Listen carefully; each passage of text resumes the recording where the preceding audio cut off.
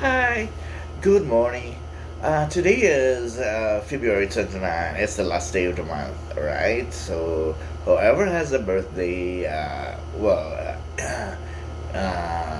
happening February 29th is such a lucky guy, because next year there's no February 29th anymore. It's February 28th. Hey, you don't age actually. well, aside from joking, of course, I feel like so stressed out, everything. All right, so there. Well, this is Teacher Felbert, the Sanctuary for the Stumbled podcast. I'm a teacher. I'm an artist. I'm a filmmaker, a freelance as internal and external auditor, and I can do forensic accounting at the same time. So, I still live here in Pension House in the Cubao proper area. Yeah, so, been here for like 2 weeks, okay? So that's alright. So, part of you becoming who you are and like tightening who you are, straightening your life. Part of it is like, uh, things that you can control. Well, what you call that? There are still dwindles. There's still things that are beyond your control anyway. So, life is always like that. Okay, so what's very nice of me and my brother is we're actually able to kind of like figure it out. Like this is like rebirth and uh, sobriety thing. Very kind of like we succeed into that already. Okay, so because we've actually acknowledged that we have had addictive behaviors and all those addictive behaviors are causative from childhood trauma. Okay, so we know we're aware where's our nervous system it sits here and that psychological wound that sits here that lives here we actually kind of like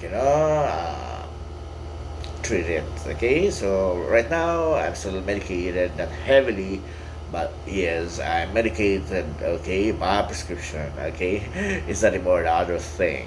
Okay, so there. I got this book, Reflective Edge, which I picked in Nakalakalin Cubao, which I bought at 20 pesos. Okay, so I have your question here. I just appeared at random, and the question is, why should anyone be led by you? What's a net for them? Okay, so I always say this. I finished BS accountancy from La Salle Zamas in 1995. Okay, although it's really not my kind of thing, my strength is really into writing and talking and all that. But I finished anyway because I have to like it's personal consumption. I had to finish because I was at by a college benefactor was my Chinese owl, so I needed to finish college. Okay, so was a medical representative for 3 years after college graduation, and then eventually, I was assigned to Cagayan de Oro, and then come back to Manila for whatever reason. I couldn't figure it out, but I came to Manila.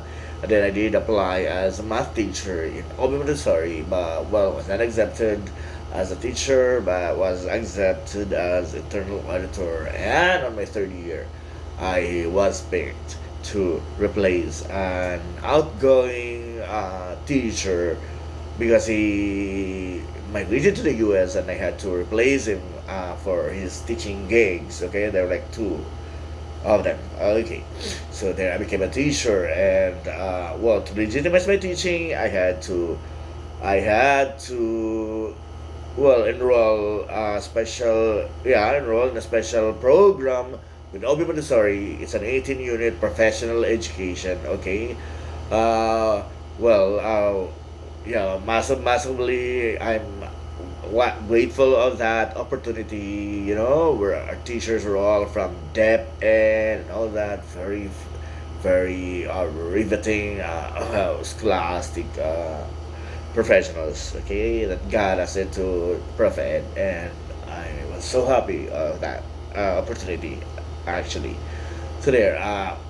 So I finished professional education and became a teacher. I taught at Montessori for like 3 years, and after that, I taught at Montessori Filipino for 2 years, teaching practical math to a mix of regular normal kids and kids with special needs like autism, ADHD, and ADD. And that was a time when I was still not diagnosed with bipolar disorder. All right, so right now I have this truth that I am bipolar disorder too.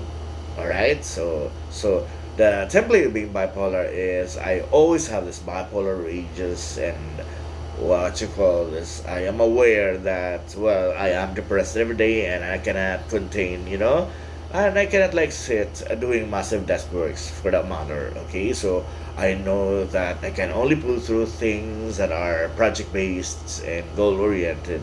Okay, so mundane desk works. I just realized that. That's why after evaluating all these things where I am kind of like having difficulty and where is my strength, so I kind of like I have to have several interns like for them. I have standby subcon professionals to do tax and business consulting, internal and external auditing, and probably forensic accounting. All right. So the question is, again, why should anyone be led by you? Yeah, because this is very important. The greatest tragedy there has been in life is when you realize you have this passion, you have these gifts, and you don't actually measure to what your gifts are particularly into. Okay, so it means that God gives you these talents and gifts, but you remain passive and not be able to do that. Okay, that's the greatest tragedy that uh, human can ever do to their lives. Okay, so as a Montessori teacher, we're like trained. Okay, we're like trained to help. Okay, human being entities, kids and adults alike. Okay, to drum up their human spirit, to be able to figure it out what their strengths are, what really their gifts are, and then drum them up and tighten them and become the person that they are. Okay, so is that like there are so many people, there are human beings, people that are confronted with realities that because they have kids and the kids are in expensive schools, they have to remain, to work in that particular job that gives them well that gives them revenue stream that can support a family. Okay, and that's all right. Okay, but when you talk about you as a going concerned human entity, it's supposed to be doing the things that you love to do.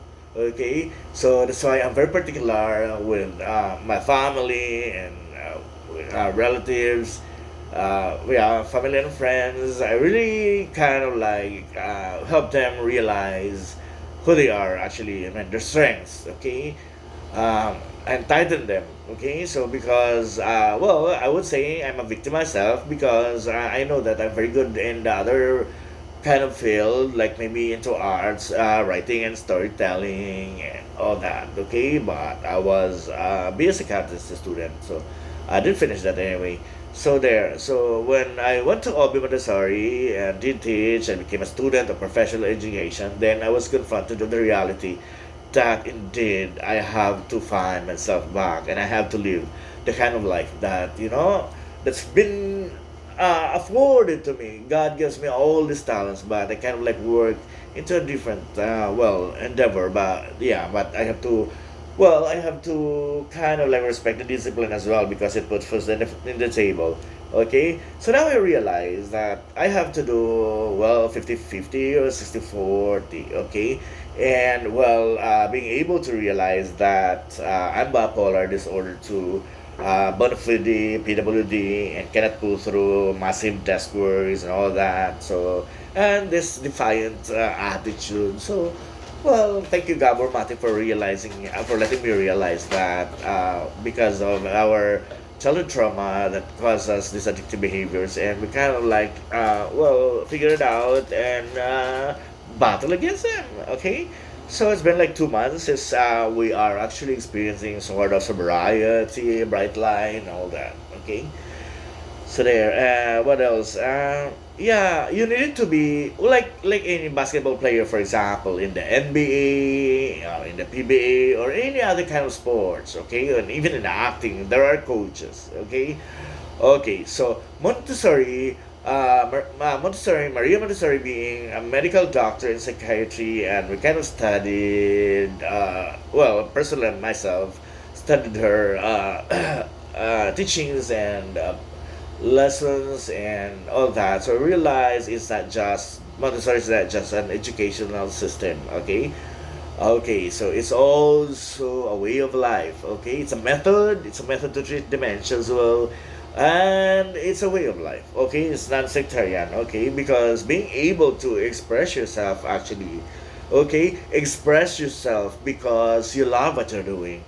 Okay, that's something spiritual. Okay, and writing about what you feel is also spiritual. Okay, so I don't actually need to be associated with a particular church to become spiritual. Okay, so I hated to be religious. Okay, I'd rather be spiritual, and doing expressing myself through writing and talking is a spiritual journey indeed. Okay, so I'm happy with what I have now. I'm happy that whatever that I'm happy that I have this well growing joy inside my heart and myself, because when I get depressed I kind of like figure it out where are my strengths and then stand up from there. Okay, so there. So why you needed to be led by me? Because I'm a Montessori specialist.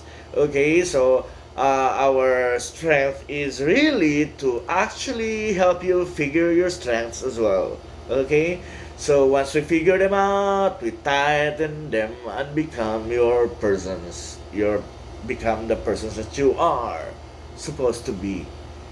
Okay, you a persons you are supposed to become. Okay, but you kind of like work in a bank because you have kids in Ateneo. Okay, or you have kids in De La Salle University. Okay, but you drag yourself to work actually because a job is not a career. I always say that, as happiness is not joy. Okay, in the same way that being visceral, okay, is what you call this, is not spontaneity.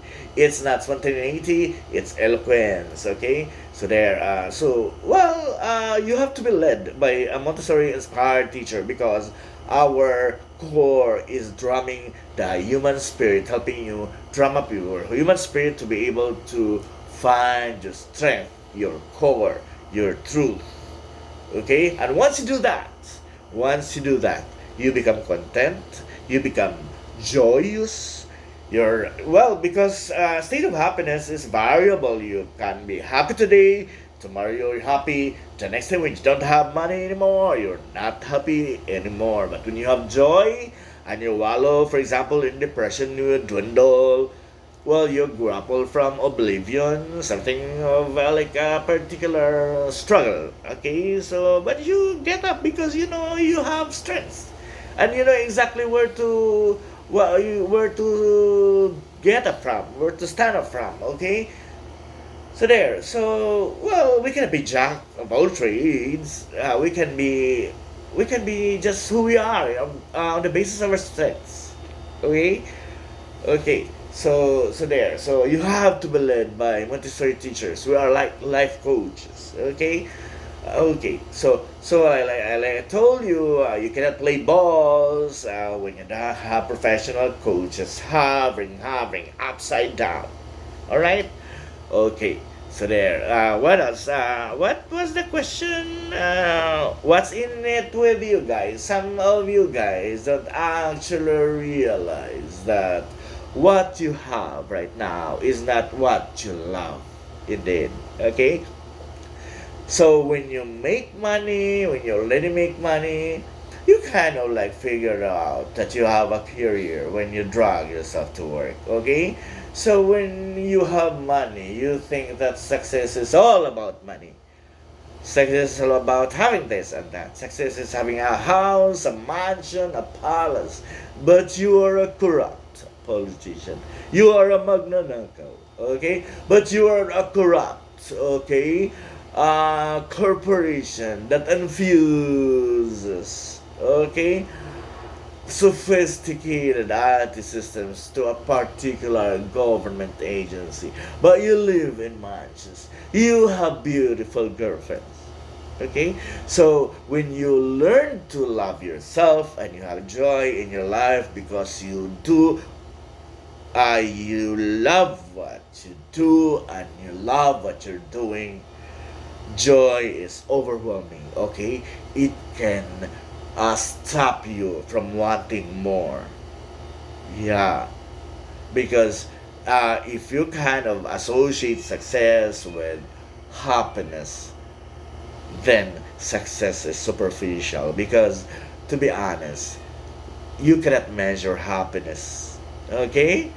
Even if you have like so much billions in one bank already, you still wanted another billion to another bank. And to be able to do that, you have to make nakao if you are a government employee or a politician for that matter. Okay? So where is justice? Where is peace? Where is joy in that? Okay? So there. So what I'm trying to tell you guys is I may not be the best life coach there can ever be, but because we are trained Montessori teachers, we particularly know how to bring out the best in you. You can never be your best when you don't love what you're doing. Remember that. Okay? So there. So this is Teacher Felbert again. I'm the teacher. I'm 49 years old, and I'm a freelance external auditor, and I'm an artist, filmmaker, and I occasionally into acting or do camera roles. Okay? So there. I love you about today is February 29, last day of the month. Okay? I love you about. Bye bye.